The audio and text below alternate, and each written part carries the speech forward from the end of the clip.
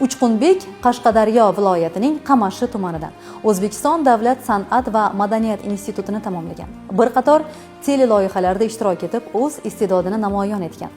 Bir nechta sozlarda ham ijro eta oladi va Uchqunbekning ijtimoiy tarmoqda o'z profiliga joylagan Musofir otam taronasi 18 million marotaba ko'rilgan.